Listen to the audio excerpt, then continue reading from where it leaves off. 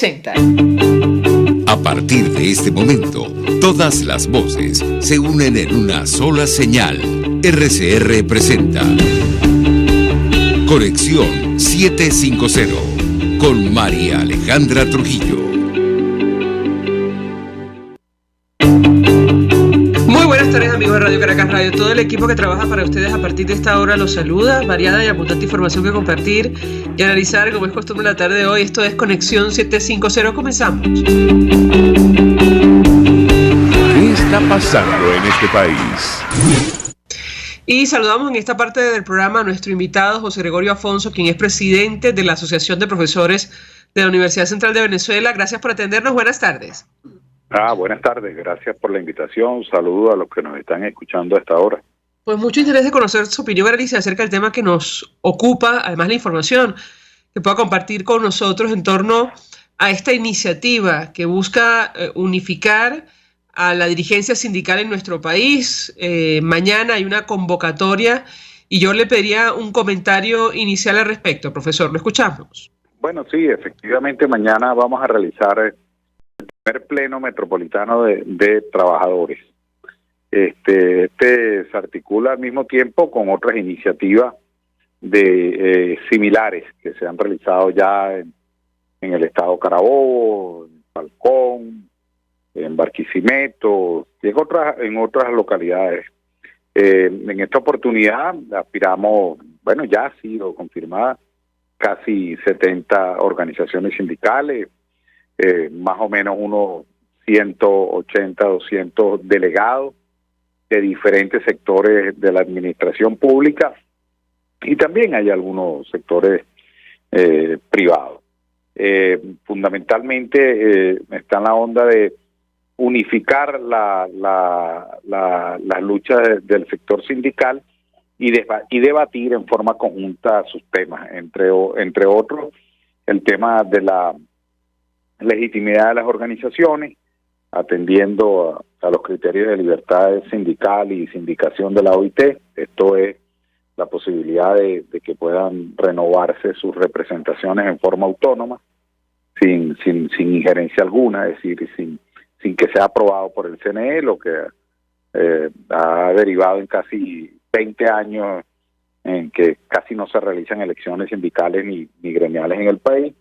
Y al mismo tiempo, bueno, la unificación de las luchas, creando una agenda para lo que es este final de año, pero especialmente para el próximo, que coloque en relieve la necesidad que tiene la nación, no solo los trabajadores, de que el trabajo recupere el valor que debe tener, porque, bueno, de él y de que sea productivo depende mucho el desarrollo del país y en consecuencia el bienestar de nuestra gente. Entonces, bueno, en resumidas cuentas, tiene dos grandes elementos como agenda, que tiene que ver con la legitimación de las elecciones sindicales y lo otro, el tema de la lucha por la restitución de los derechos laborales de los trabajadores venezolanos, porque aunque es metropolitano, es una realidad que atraviesa el país. Ahora, ¿cuál es su expectativa en lo personal en torno a esta iniciativa, en primer lugar? Y en segundo lugar, en su opinión, ¿por qué ha sido tan difícil unificar a los distintos movimientos sindicales en nuestro país? Lo escuchamos. Mira, el movimiento sindical venezolano lleva casi 22 años orientado, hay una política de Estado orientada a debilitarlo, a que su liderazgo pierda espacio, se desgaste, no pueda renovarse y a ser desconocido.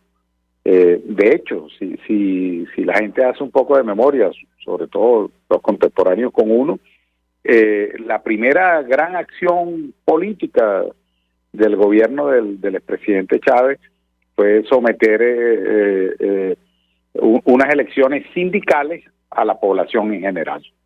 Y luego fue derrotado en la CTV y de allí en adelante vino una ofensiva para destruir al movimiento sindical. Aquí hay federaciones y confederaciones y sindicatos que no se renuevan desde el siglo pasado. Estoy siendo exagerado. se colocó una disposición constitucional de que tenían que ser aprobadas las elecciones sindicales por el Consejo Nacional Electoral, y eso derivó en un conjunto de trámites inalcanzables para las organizaciones, una burocracia excesiva. Cuando esa misma disposición constitucional, luego en el artículo 23 de la Carta Magna la contradice, porque el artículo 23 de nuestra Constitución dice que debemos respetar los acuerdos en que estamos suscritos. Bueno, nosotros estamos suscritos al convenio, o suscribimos como nación, el convenio 87 sobre libertad sindical, que dice que las elecciones, los trabajadores se dotan de las organizaciones y sus representantes sin injerencia alguna. Entonces, ese es un primer factor de la dificultad para unificarnos. ¿Por qué? Porque se fue debilitando, perdió fuerza y se hizo muy desigual. Cuando antes tenía más o menos fuerza, tenía confederaciones que aglutinaban, la CTB representaba un poder tremendo en el país en términos de movilización y de exigibilidad al Estado, y no, se fue debilitando sistemáticamente. En educación media, es decir, incluso y en educación universitaria, por ejemplo, el gobierno creó el paralelismo sindical, organizaciones de ellos, fundadas por ellos, que con los cuales discutían las convenciones colectivas en forma exclusiva, y además a los que venían ingresando les obligaban a afiliarse. Es decir, toda una política, todo un diseño que entre jubilaciones masivas, incorporación forzosa a los sindicatos pro gobierno e impedimento de la renovación de su dirigencia, condujeron a su debilidad y a su desigualdad. Es decir, no son homogéneos y a perder los espacios de coordinación para que no se unificaran las luchas. Luego entramos al gran proceso de crisis de la escasez y la hiperinflación, y ante esas situaciones urgentes de existencia, bueno, el movimiento de trabajadores en el país tuvo dos grandes bajas. Una, la derivada de la migración, y dos, la derivada del pluriempleo y la crisis. Bueno, los trabajadores en general dejan de atender, entre otras cosas, los temas que tienen que ver con sus reivindicaciones, porque o migran a otros trabajos, o migran del país, o tienen que dedicarse a varios trabajos. Las relaciones laborales que hay en este país son premodernas. Aquí se acabó lo de 8 horas de descanso, 8 horas de recreación y 8 horas de trabajo. Aquí son 14, 16 horas de trabajo para medio vivir. Entonces, se refugió al trabajador, lo obligaron a refugiarse en la esfera privada y la desatención de los espacios públicos como son los sindicales. Pero sin embargo, la agresión del 2018 a través de la circular memorándum 2792, donde se desconocieron todas las convenciones colectivas, y luego su reedición en el 2022 a través del tristemente célebre instructivo NAPRE, condujo a que el movimiento sindical tuviera que responder, porque la agresión fue a todos y en forma simultánea, por decirlo de alguna manera. Entonces, bueno, yo creo que está realimientándose la claridad de que no hay posibilidad de trabajo decente, bien remunerado, protegido socialmente, si no hay organizaciones sindicales y gremiales fuertes. Yo creo que vamos a un proceso de crecimiento de nuestras organizaciones y de fortalecimiento. Y eso, bueno, para mí es una buena noticia. ¿Por qué, profesor, cree usted que en este momento están dadas las condiciones para que esto sea distinto, para que se produzca un cambio en esta situación? Bueno, en primer lugar, porque el informe encuesta de la OIT permitió que se hiciera visible el drama que existe sobre el trabajo en el país. Luego de ese informe se derivó en ya 2 visitas de la misma OIT a Venezuela. Eso, por supuesto, le dio mayor visibilidad y renovados bríos a los reclamos de los trabajadores. Y, por supuesto, minó la narrativa oficial. La narrativa oficial es: tenemos un presidente obrero, y la realidad es que los trabajadores de la administración pública dependen de ese presidente obrero tienen remuneraciones inferiores a los trabajadores que en el sector privado dependen de los empresarios. Entonces, eso ya hoy, esa narrativa de que venían a redimir a los trabajadores, quedó totalmente de lado. Luego, la OIT los ha obligado a algunas cosas, entre otras cosas, a que permitan las elecciones en el campo sindical sin intervención. Porque en la última visita quedó absolutamente claro con las declaraciones de la OIT. La intervención del CNE es potestativa, es decir, es una potestad de las organizaciones solicitarla, bueno, si necesitan auxilio técnico o de alguna otra naturaleza, pero no es imperativa, es decir, no tiene que ser. Entonces, bueno, yo creo que en esta oportunidad esa situación ha renovado, en el mismo caso de la Asociación de Profesores. Nosotros hicimos la elección de la Asociación de Profesores el 6 de octubre sin el Consejo Nacional Electoral, nos la estuvo retardando casi 5 o 6 años, y vamos a elegir el año que viene la federación nuestra, la FAPU, sin el Consejo Nacional Electoral, y el Colegio de Geógrafos ya empezó su proceso eleccionario. Es decir, se están dando unos elementos que son necesarios en la vida de este tipo de organizaciones para que se refloten. Y en segundo lugar, porque la forma clásica en la cual se adhiere la unidad del movimiento de los trabajadores principalmente es al calor de la lucha. Y lo que hubo este año, el Observatorio Venezolano de Conflictividad Social lo reseña en forma clara. Este año fue un año de enormes movilizaciones y luchas laborales, fundamentalmente en reclamo a la aplicación del institutivo NAPRE. Entonces, el crecimiento de la conciencia, el fortalecimiento de las organizaciones y la perspectiva de visibilizar al trabajo como la única forma de resolver los grandes problemas nacionales, yo creo que son elementos que van a ayudar a unificar. Y bueno, y también, por supuesto, señalé al principio que casi 70 organizaciones sindicales y en varias localidades han visto la necesidad de que tenemos que unirnos, tenemos que unificarnos bien, con una agenda discutida, con planteamientos, y que nos permitan rescatar el trabajo.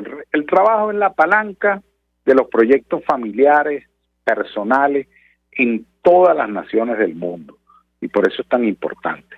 Entonces, bueno, creo que hay que librar un trabajo en esa dirección. Profesor, tengo que hacer una pausa de publicidad. Al regreso quisiera referirme a las justas reivindicaciones del sector que usted representa. Lo seguimos en redes sociales y ustedes acaban de realizar una actividad en la calle.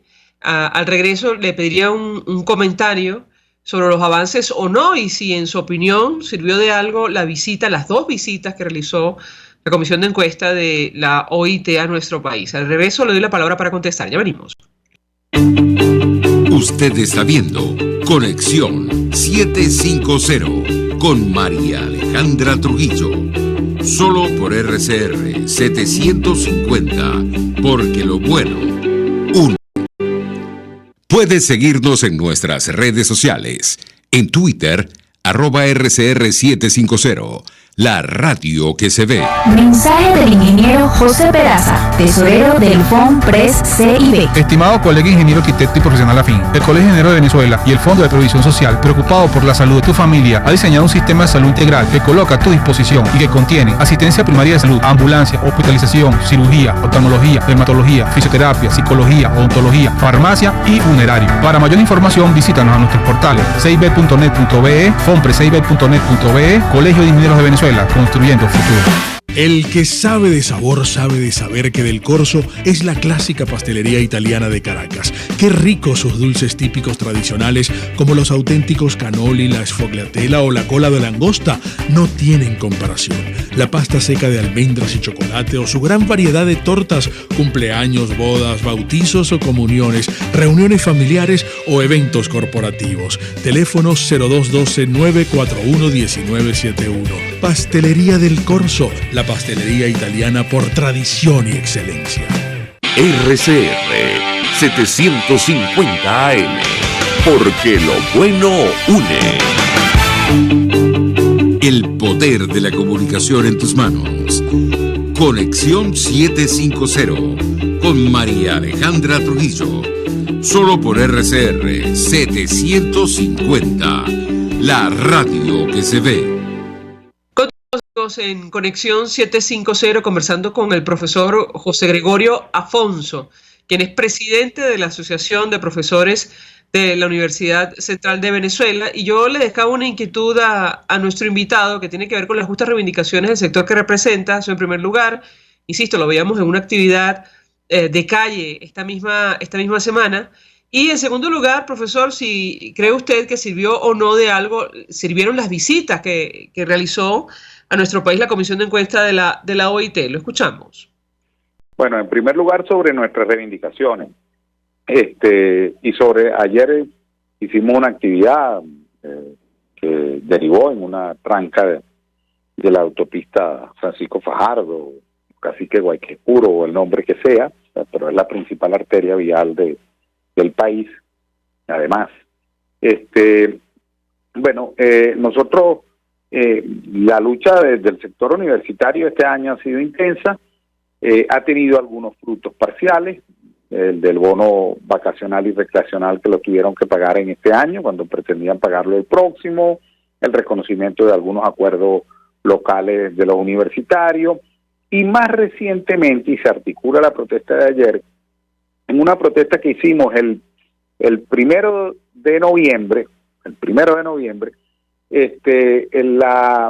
hay una gran deuda de lo que se llama aportes y retenciones, y que ahí incluye los aportes de caja de ahorro del Estado a los trabajadores y las retenciones que los trabajadores hacen a las organizaciones sindicales. Por ejemplo, Juan Pérez cotiza a la organización tal. Bueno, si es el del sector universitario, el gobierno retiene la cotización, digamos que era un bolívar. Bueno, la tiene retenida desde enero y su obligación es transferirla a los sindicatos porque se la quitó al trabajador. En definitiva, se apropió de un dinero que no es suyo, es del trabajador, y que el destino es su organización sindical. Bueno, esa deuda es muy grande, alcanza en el caso de la UCB casi los 7 millones de dólares, porque se acumula desde el mes de enero, y estoy hablando de todos los sectores, empleados, obreros y profesores. Y bueno, el gobierno en una de esas protestas, ante los medios de comunicación, se comprometió a honrarla antes de que termine el año fiscal. Bueno, esa es una demanda que estaba ayer en la protesta. Llevamos 15 días y no hemos visto ninguna gestión en esa dirección. Ese compromiso es público. Después nos reunimos el 2 de diciembre con el director de Planificación y Presupuesto de la OPSU, de la Oficina de Planificación del Sector Universitario, y reiteró ese compromiso que hizo ante los medios de comunicación, y bueno, aspiramos que se honre.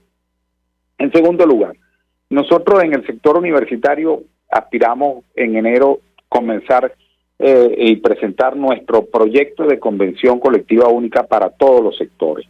Nosotros, las organizaciones autónomas que no creó el gobierno, que tienen tradición en las universidades y que tienen afiliados el 85% de los trabajadores, vamos a presentar ese convenio y el Estado está obligado a discutirlo con nosotros. No puede seguir discutiéndolo con una federación que no aglutina ni el 20% de los trabajadores, que es lo que ha venido haciendo en los últimos 4 años. Bueno, esa es una propuesta que vamos a llevar, va reimpulsada, y ahí lo articulo con la OIT. Bueno, si el gobierno dice que quiere diálogo social, bueno, lo primero que tiene que hacer es empezar a dialogar con las organizaciones sindicales que están en el país y bueno, y favorecer la negociación colectiva, que son procedimientos naturales en el convenimiento de relaciones de trabajo. Entonces, esa es una primera demanda. La segunda es, bueno, aprobaron desde el 2015 un sistema de atención médico integral, que bueno, ha sido una absoluta estafa. Usted lo que ve en las redes sociales son cada 2 días, por lo menos ves a algún universitario con alguna colecta de fondos para tratarse de algún asunto médico. Bueno, ahí primero hay que hacer una auditoría, es lo primero, y segundo, que deben de desistir la política de seguir centralizando los recursos y pasarlos a los institutos de previsión que hay en la universidad. Entonces, nuestra agenda el año que viene en materia laboral está con el contrato único del sector universitario presentado por las organizaciones autónomas y la inmediata relanzamiento de un sistema de HCM básico para todos los trabajadores del sector. Y sobre lo otro que me preguntaba, sobre la visita de la OIT, siempre es buena. En primer lugar, generó ese producto que señalé hace un rato, es decir, liberó a las organizaciones sindicales de la aprobación del CNE para realizar elecciones, porque el gobierno, con el control que tenía con el CNE, la retrasaba, la obstaculizaba, y después la sometía, que teniendo mora electoral no podían discutir contratos con ellos. Entonces, era una relación absolutamente desigual. Bueno, esa visita contribuyó a que se liberen esas amarras. En segundo lugar, obligó a que el Estado, para aumentar el salario mínimo, tenga que acordarlo con los trabajadores y los empresarios en el diálogo tripartito. Aspiramos que eso se concrete, además aspiramos que sea en diciembre, porque el aumento del mes de marzo del salario mínimo estaba en casi 4.50, 4.60 el dólar oficial. Hoy el dólar oficial está rondando ya casi los 10 y va camino a los 12, es decir, que en menos de 10 meses un tercio ha perdido casi 2/3 de valor de compra lo que fue ese aumento. Entonces aspiramos que ese acuerdo entre empresarios, trabajadores y gobierno se concrete en el mes de diciembre. Eso es lo que debería hacerse en forma inmediata, porque la emergencia humanitaria sigue extendiendo. Y yo creo que esas dos cosas generaron una situación favorable para el país. De lo que pasa es que, como todo, es decir, los organismos internacionales ayudan, pero los temas que tenemos que resolver los venezolanos tenemos que resolverlo nosotros, pues. Es la movilización, es la presión que haga la sociedad civil y sus organizaciones lo que puede derivar de que la política del Estado cambie. Profesor José Gregorio Afonso, un millón de gracias por atendernos, acompañarnos estos minutos, presidente de la Asociación de Profesores de la Universidad Central de Venezuela, expresando opinión y análisis, además compartiendo información valiosa acerca del tema que debatimos en esta parte del programa, que tiene que ver con la situación de los trabajadores y las expectativas en torno a este encuentro intergremial del 19 de noviembre, que intentará unificar a la dirigencia sindical en nuestro país. Concretamente se va a desarrollar en el área metropolitana de Caracas. Vamos a la pausa. Al regreso venimos con más. Estás en sintonía de Conexión 750 con María Alejandra Trujillo. Solo por RCR 750. Porque lo bueno une. Sintonícenos a través de Periscope, @RCR750, la radio que se ve. Mensaje del ingeniero José Peraza, tesorero del FONPRES CIB. Estimado colega ingeniero, arquitecto y profesional afín, el Colegio de Ingenieros de Venezuela y el Fondo de Previsión Social, preocupado por la salud de tu familia, ha diseñado un sistema de salud integral que coloca a tu disposición y que contiene asistencia primaria de salud, ambulancia, hospitalización, cirugía, oftalmología, dermatología, fisioterapia, psicología, odontología, farmacia y funerario. Para mayor información, visítanos a nuestros portales cib.net.be, fonprescib.net.be, Colegio de Ingenieros de Venezuela, construyendo futuro. Mis amigos, una empresa comprometida y responsable con su personal es una empresa segura, y Produzca es la compañía pionera en Venezuela que ofrece la mayor cantidad de equipos de comprobada calidad para garantizar la seguridad integral de toda la nómina industrial de cualquier empresa. El catálogo de Produzca es inmenso, todo tipo de guantes, cascos, accesorios y productos varios de protección para tu personal. Conoce más de Produzca en www.produzca.com. Produzca, seguridad en tu empresa de los pies a la cabeza. La Academia de Ciencias Físicas, Matemáticas y Naturales presenta El progreso tiene su ciencia. Hoy presentamos los escorpiones venezolanos y su particular veneno. Una gota de su secreción sería suficiente para matar a un hombre en pocas horas. Los escorpiones o alacranes son capaces de producir un cóctel letal que contiene más de 300 toxinas que bloquean el vital intercambio de iones en las células de cualquier organismo, ya sea una criatura de 100 kilos o un diminuto hongo o bacteria que se pose en su exoesqueleto. El grupo, liderado por la doctora Gina de Sutze, investigadora del Instituto Venezolano de Investigaciones Científicas IVIC, ha estudiado por décadas los efectos que desencadenan los venenos de los escorpiones en los organismos. Demostraron que la composición del veneno producido por las especies venezolanas es diferente a los producidos por especies de otras latitudes, y sus efectos más complejos. En contraste con otros venenos escorpiónicos que afectan únicamente al sistema nervioso, el veneno de los escorpiones venezolanos actúa también sobre el sistema inflamatorio y la coagulación, agravando el cuadro del síndrome escorpiónico. Pero estos arácnidos no solo inoculan veneno a sus enemigos o presas, sino también lo rocían sobre su propio exoesqueleto para librarse de hongos y bacterias. Este dato curioso llevó a la doctora de Sutze a demostrar que los escorpiones son boticas andantes. Sus toxinas tienen actividad antibacteriana, antifúngica y anticancerígena que pudieran dar respuestas a enfermedades humanas. Estos importantes hallazgos han convertido a la doctora de Sutze en líder en el campo de la bioquímica de venenos y sus efectos fisiológicos, y en honor a su labor, una nueva especie de escorpión fue nombrada con su apellido, Microtitius de Sutze. El progreso tiene su ciencia. La Academia de Ciencias Físicas, Matemáticas y Naturales presentó El progreso tiene su ciencia. Para más información, www.acfiman.org. Cómo prevenir enfermedades, cómo actuar en casos de emergencias médicas, cómo mantener una buena calidad de vida. Todas estas interrogantes tienen su respuesta en RCR Salud. Todos los domingos, con el Dr. José Eduardo Troconis, comparte con nuestros oyentes notas de bienestar físico, salud mental y social para el buen desarrollo del ser humano. RCR Salud, todos los domingos a las 10 de la mañana. Por RCR.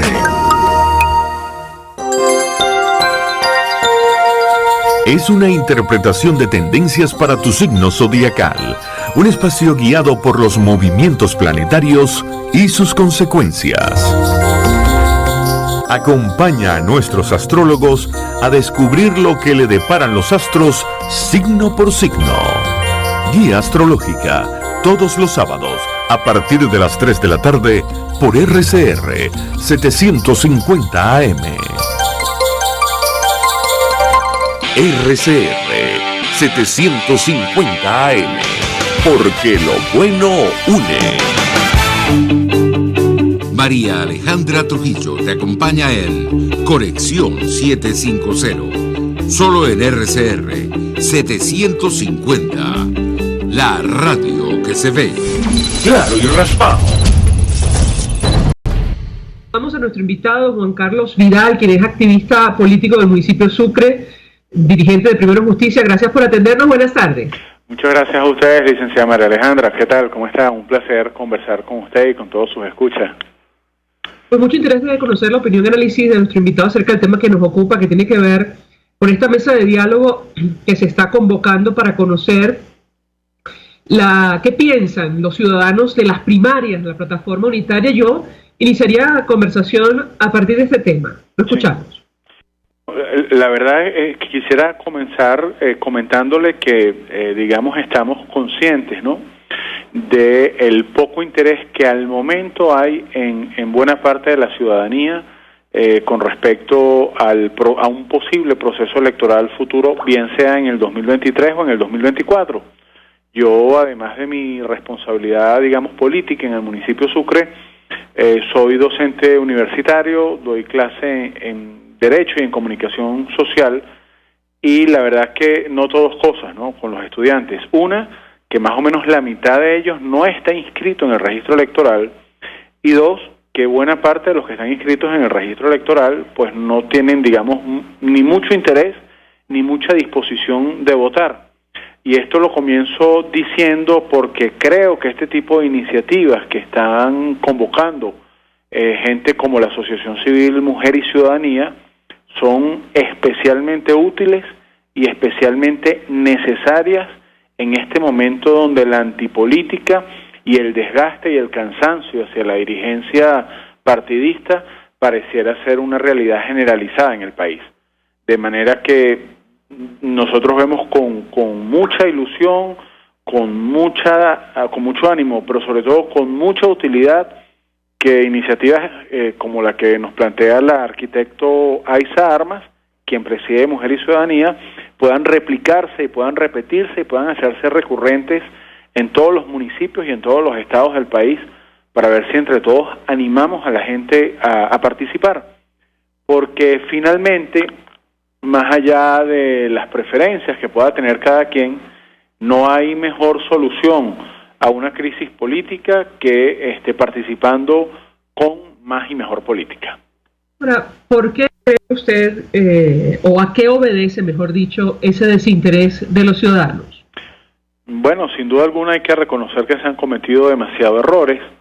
Le hemos generado en todos estos años demasiadas expectativas que después no se han podido cumplir a la ciudadanía, y el hastío de la ciudadanía hacia su dirigencia política y hacia su dirigencia partidista parece estar más que justificado, ¿no? Yo atribuiría en primer lugar pues a los errores que ha cometido la dirigencia, y en segundo lugar al hecho de no olvidar que estamos ante una hegemonía comunicacional que hace prácticamente imposible que un mensaje alternativo llegue a la opinión pública. Ventanas como las que estamos en este momento desde RCR hablando, pues cada día son menores. Estamos en un país donde mensualmente, casi semanalmente, se cierran emisoras de radio, se cierran medios de comunicación, y entonces cada día las ventanas de mensajes alternativos distintos al gobierno, cada día se hacen menores, se hacen más reducidos, y entonces eso, sumado a los evidentes e indiscutibles errores que ha cometido la dirigencia política opositora, licenciada Trujillo, va haciendo que efectivamente la ciudadanía esté hastiada de la política, la obvia, la complicada situación económica, donde la gente está pendiente de ver cómo paga el colegio de los niños, cómo compra la canasta básica alimentaria, pues va generando un desgaste, y por supuesto entonces frente a eso es necesario que algunas voces se alcen, ¿no?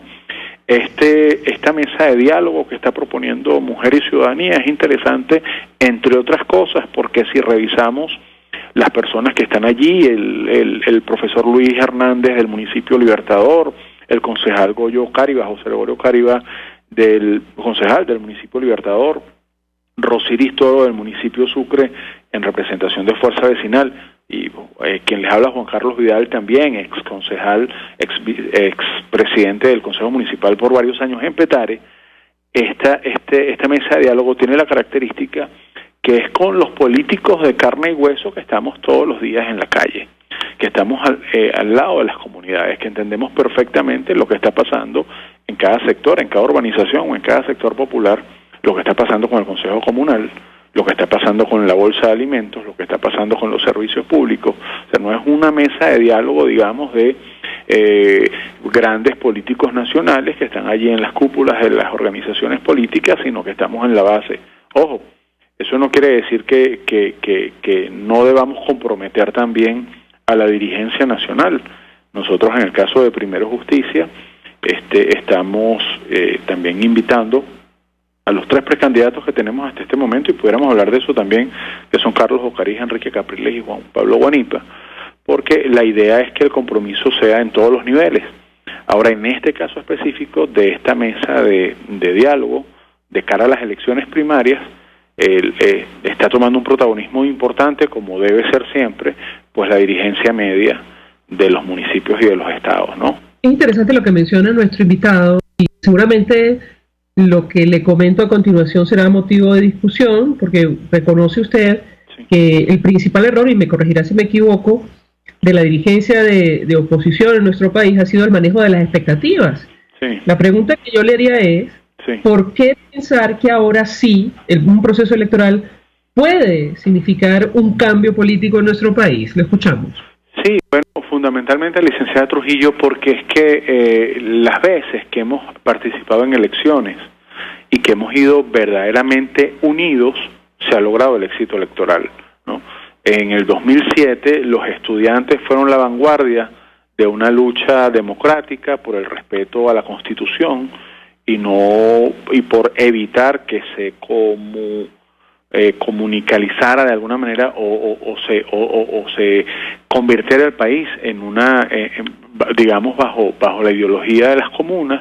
Fueron los estudiantes universitarios quienes llevaron la bandera, y se le ganó nada más y nada menos que a Hugo Chávez en el mejor momento que se encontraba de su carrera electoral en el 2007.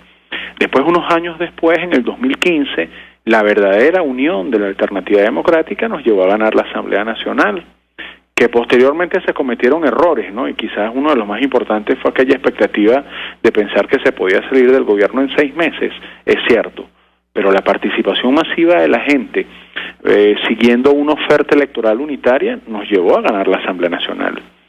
Y después en otros muchos escenarios. Yo fui concejal en el municipio de Sucre, en la parroquia Petare, que es una parroquia populosa, no es una parroquia precisamente del municipio de Baruto, del municipio de Chacao, de Latillo, es una parroquia populosa. Le ganamos a los candidatos en aquel momento del señor Potro Álvarez, que era con una cantidad de recursos impresionantes y con una campaña costosísima y muy onerosa. Le ganamos las elecciones porque le ofrecimos al electorado una oferta unitaria y la gente participó. Entonces usted me pregunta, ¿por qué esta vez sí la gente tener la expectativa de que se pudiera hacer algo? Porque si en efecto vamos a primarias, si en efecto de esas primarias hay un verdadero espíritu amplio, incluyente, de participación general, y hay un solo candidato para enfrentar al candidato del continuismo, del oficialismo, las probabilidades de ganar las elecciones en 2023 o en 2024, cuando las pongan, cuando las decidan, las probabilidades son altísimas, ¿no?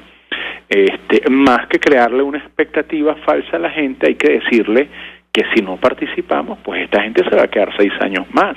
Tenemos la experiencia del 2018. Yo le confieso algo, ¿no? Quizás por mi condición de dirigente, de activista medio de base municipal, nosotros no estuvimos de acuerdo con la decisión que tomó la mayoría de la oposición de no participar en aquellas elecciones del 2018. Nos pareció que fue un error. Nos pareció que hemos debido participar con un buen candidato, con un candidato unitario, y quizás hoy la realidad política venezolana fuera otra. Ahora, ¿por qué hay que tener la expectativa de que esta vez sí? Bueno, la esperanza nunca se pierde, ¿no? Los seres humanos vivimos es por una esperanza, vivimos por un sueño, vivimos es por un anhelo, ¿no? Hay que vencer la desesperanza aprendida que nos ha generado el gobierno en todos estos años de pensar que todo se perdió. Ahora hay que decirle a la gente también con sinceridad, estamos hablando hoy cerca ya de la finalización de la semana. Si las elecciones fueran este domingo, lamentablemente Nicolás Maduro volvería a ganar las elecciones, porque la Alternativa Democrática primero tiene más de 30 precandidatos y después hay otra gente allí de dudosa procedencia que está lanzada también.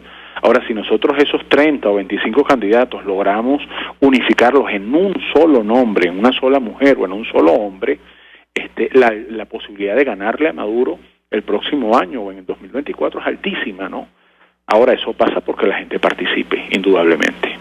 Si me permite, invitado, tenemos que hacer una pausa porque usted dice, insisto, sí, digamos, en ánimo de hablarle a la gente con sinceridad, sí, que bueno, que uno de los principales errores de la alternativa, de los dirigentes de la oposición, ha sido el manejo de las expectativas.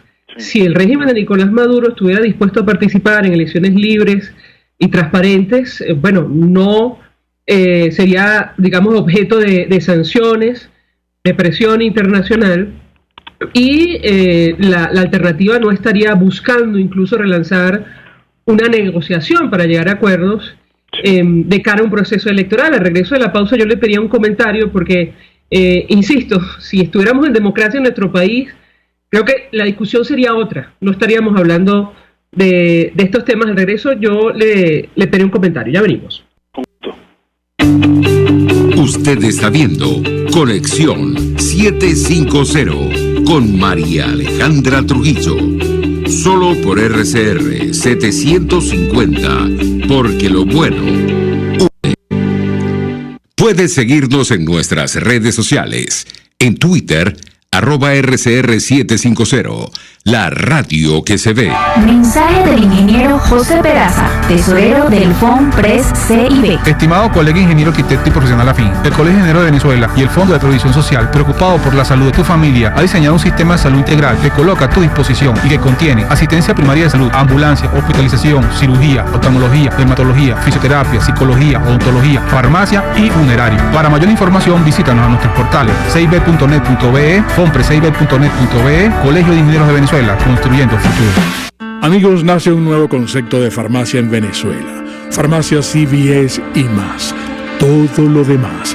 En Farmacia CVS, en español CVS, lo consigues todo en un solo lugar. Salud, belleza, hogar y comida. Un nuevo concepto en todo para un nuevo concepto de vida. Farmacia CVS y más está en el CCCT nivel C1, frente a Beco y al lado del Banco Mercantil. En Instagram, FarmaCVS. Farmacia CVS y más. Todo lo demás. Antes de empezar el día, entérese de lo que acontece en el país junto a Pedro García Otero en Titulares de la Mañana. De lunes a viernes a las 6:30 de la mañana. Acompáñelo y empiece su día bien informado. Titulares de la Mañana con Pedro García Otero. Solo por RCR 750 AM. Porque lo bueno une. RCR 750 AM. Porque lo bueno une.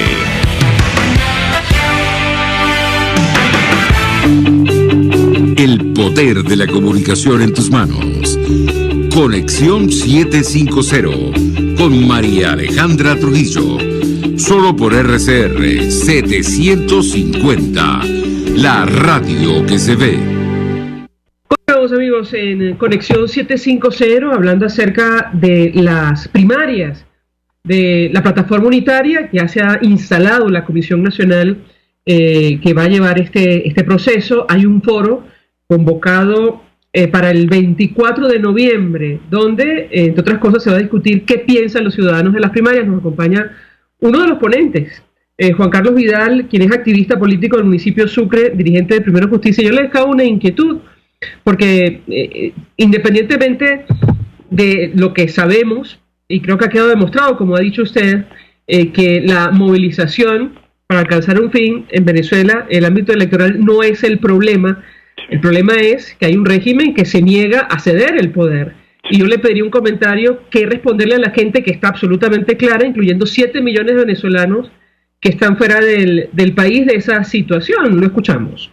Sí, bueno, lo primero tener claro, yo creo que cualquier radioescucha o cualquier persona que, digamos, esté oyendo el programa tiene perfectamente claro cuál es el sistema de gobierno que tenemos en Venezuela y cuál es la vocación autoritaria de quienes nos gobiernan, ¿no? Yo creo que en eso no hay discusión.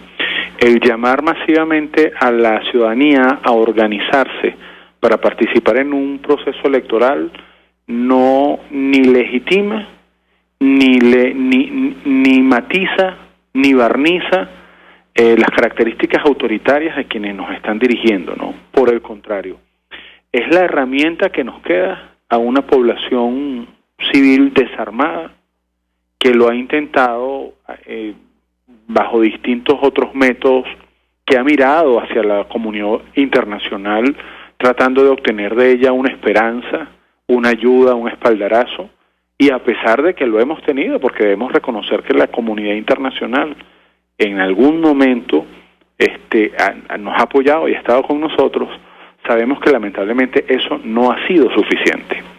Y sabemos también que los tiempos y los intereses de la comunidad internacional son dinámicos y son cambiantes.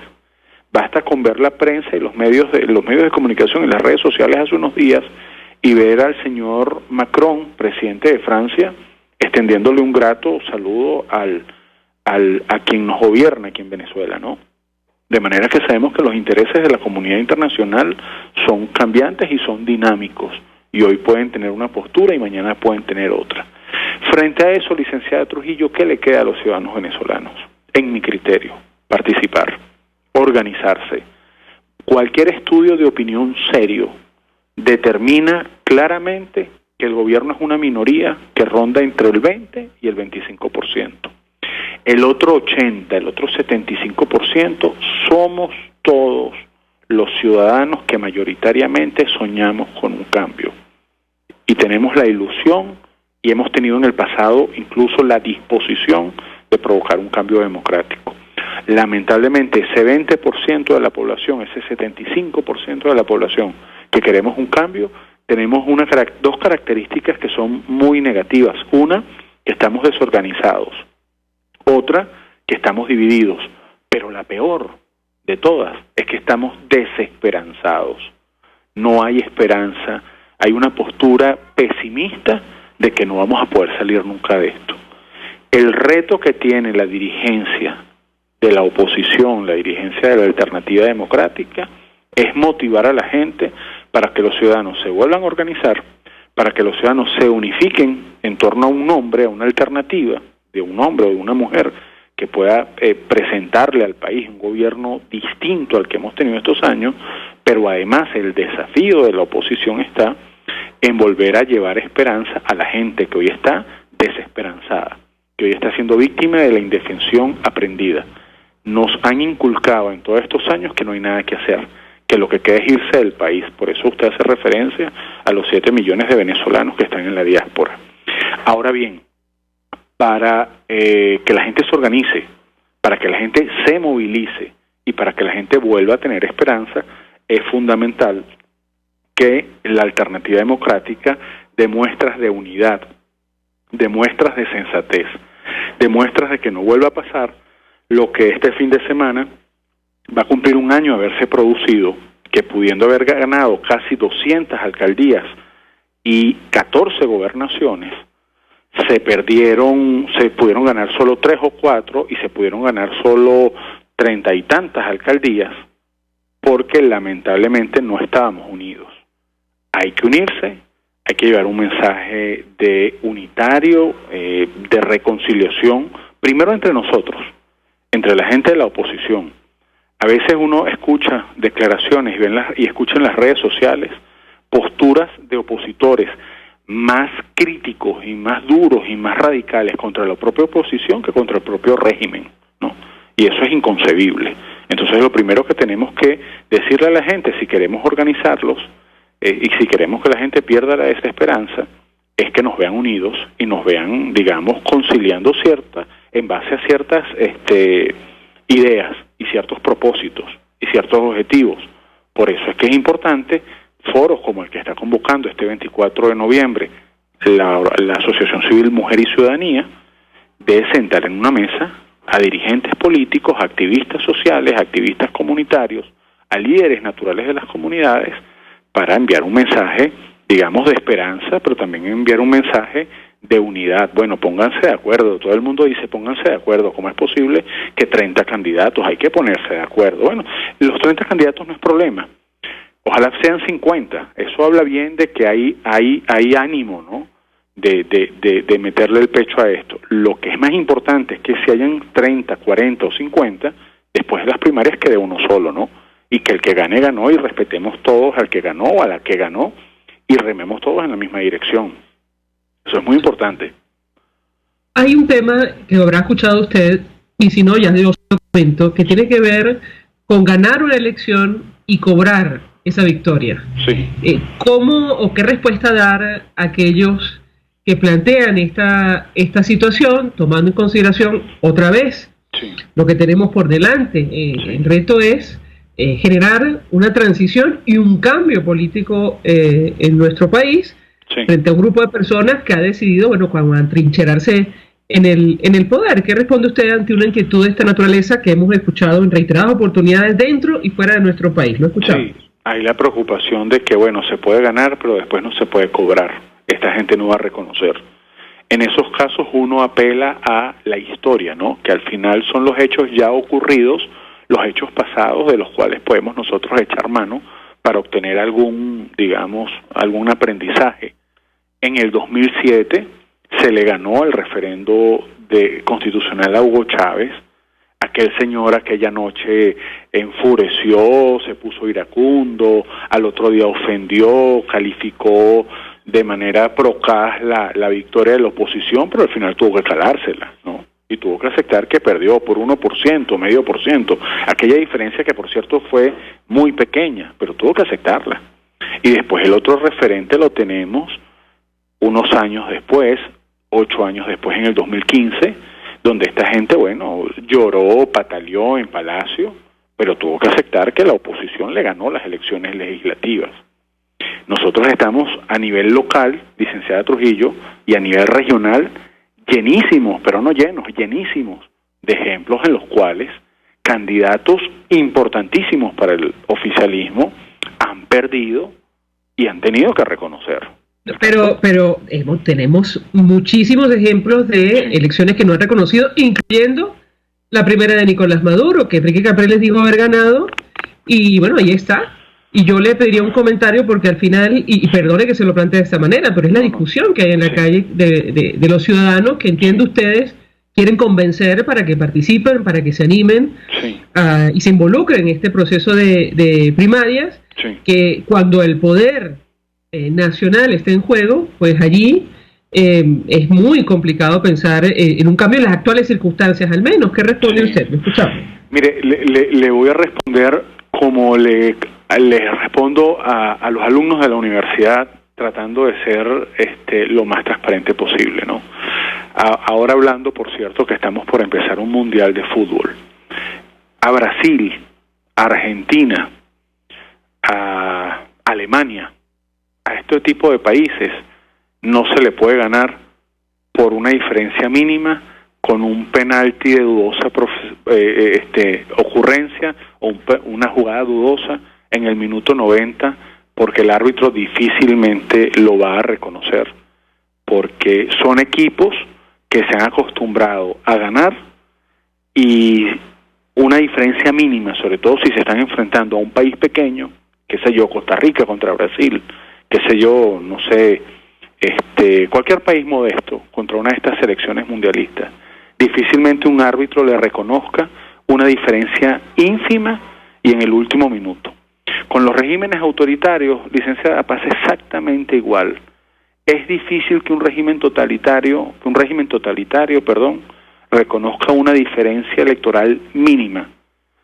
Pero si nosotros nos organizamos, si nosotros participamos, si nosotros masivamente salimos a convencer a la gente y la diferencia es clara, es holgada, es indiscutible, a ellos no le va a quedar otra alternativa que reconocer. Usted ha hecho referencia al año 2013, en aquellas elecciones donde Nicolás Maduro le gana a Enrique Capriles por una diferencia parecida a un 1%. Perdón sí, que lo interrumpa, porque la audiencia seguramente lo recuerda perfectamente. Enrique Capriles dijo haber ganado esa elección. Bueno, yo le voy a... eso llegó hasta la OEA, es decir, eso generó una discusión en el ámbito internacional, yo lo recuerdo perfectamente, fue imposible, y ahí está Nicolás Maduro. ¿Qué responde usted? Lo escuchamos. Le voy a comentar mi experiencia en el municipio de Sucre, en el estado Miranda, más que en el municipio de Sucre, en todo el estado Miranda, en el análisis de actas que tuvimos posterior y que duró 3 o 4 meses posterior a la elección, porque aquella declaración de Capriles, donde no reconoce las elecciones, no quedó allí. Después hubo un trabajo técnico de recopilación de actas y de revisión de actas.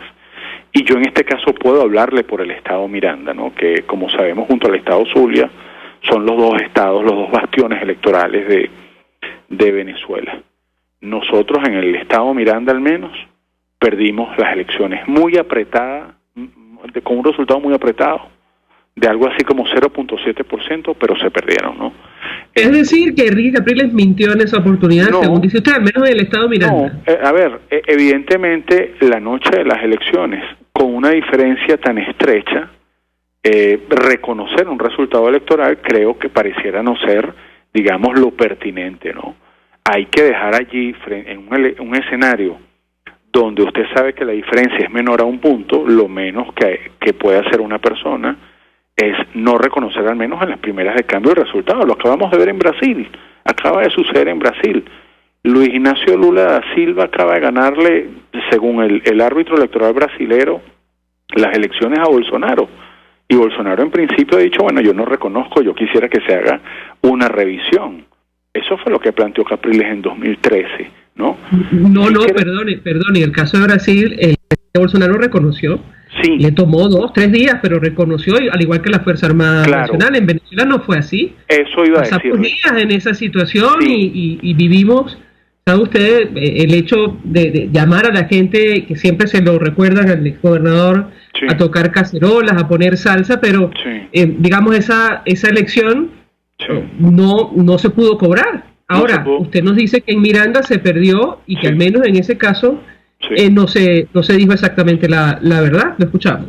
Antes de hacerme la precisión sobre la postura del presidente Bolsonaro en Brasil, le iba a comentar que quizás lo que faltó allí fue informarle a la opinión pública, diciendo, bueno, mira, hemos hecho una revisión de las actas y los resultados de manera muy estrecha no nos son favorables. Además, con todo lo que sabemos que sucede el día de las elecciones, con la gente que llevan votado a obligar, con los empleados públicos que le mienten bajo el mito de que el voto no es secreto y tal, quizás eso faltó. Esta conversación comenzó, licenciada Trujillo, haciéndole la aclaratoria que yo siento que la gente está justificadamente desencantada de la dirigencia política porque hemos cometido errores.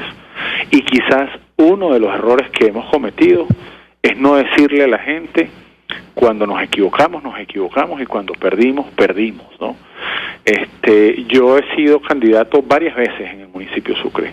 Cuando me ha tocado ganar, afortunadamente hemos cobrado. Cuando me ha tocado perder, hay que decirle a la gente hemos perdido, más allá de que nos guste o no el árbitro electoral, o que sintamos que la gente se equivocó porque votó por una alternativa sesgada, por una caja del CLAP o por el temor a perder la bombona de gas. Hay que decirle a la gente con la verdad, con transparencia, se perdió, ¿no? Quizás eso faltó allí. En la referencia que usted hace del año 2013, coincido con usted que quizás esa explicación faltó, ¿no? Primero está bien que se le haya dicho a la gente protesta, manifiesta tu inconformidad, pero después, si se tenían actas y el resultado era estrecho, pero a favor del adversario, ha debido decírsele a la gente. Por cierto, como se le dijo un año antes, en las elecciones contra Hugo Chávez, y creo que la gente lo recibió, digamos, de buena manera, lo percibió sincero y lo percibió transparente. Quizás un año después, unos meses después, porque en realidad fueron unos meses después, en 2013 ha debido decírsele lo mismo, una vez que se tenía al menos la totalidad de las actas, ¿no? Pero bueno, son los errores que ha cometido la dirigencia opositora, son los errores que hay que decirle a la gente que se cometieron, que hay que saber pedir disculpas cuando uno se equivoca y que eso sea el punto de partida para enmendar y para no repetirlo, ¿no? Clarísimo. De verdad que 1.000.000 de gracias por atendernos, acompañarnos. Además, la sinceridad se agradece de Juan Carlos Vidal, sí, en momentos tan complicados y complejos de nuestro país, quien es activista político del municipio de Sucre, dirigente de Primero Justicia y participa como ponente en este foro. ¿Qué piensan los ciudadanos de las primarias? Gracias.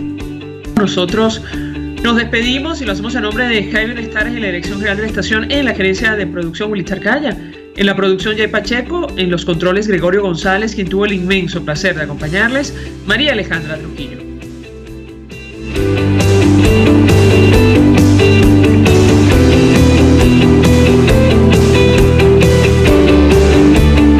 El Fondo de Previsión Social del Colegio de Ingenieros de Venezuela presentó.